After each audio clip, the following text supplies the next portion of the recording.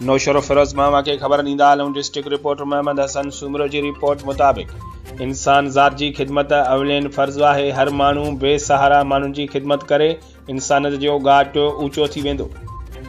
अहिड़नि ख़्यालनि जो इज़हार आल सिंध गरीब नवाज़ वेलफेयर एसोसिएशन के मरकज़ी सदर हाजी अहमद नवाज़ भुट्टो मरकज़ी एग्ज़ीक्यूटिव कमेटी के इजलास के ख़िताब कंदे कयो। हुन चयो त हिक इंसान की खिदमत पूरी इंसानियत की खिदमत आहे। असांजी तंज़ीम मुस्तहक़ माण्हुनि जे बहितरी ऐं भलाई लाइ कमु रखियो आहे।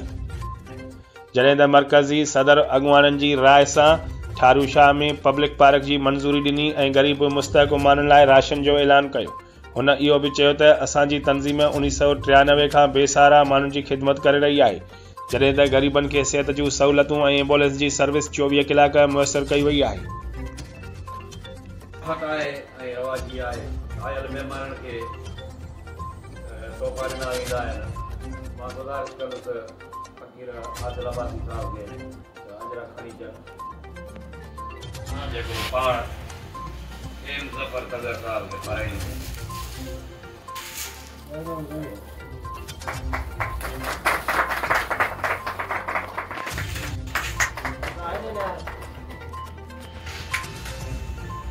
पाराईंदो सजाद महमूद साहब।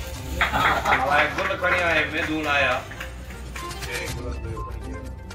एडवोकेट मोहम्मद यामीन चांडियो साहब के एहसान पर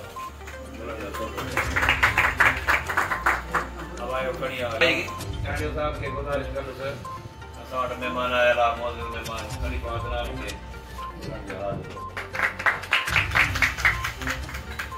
प्रेस क्लब जो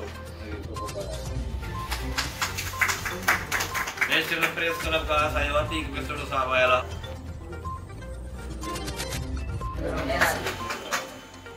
नेशनल प्रेस क्लब जे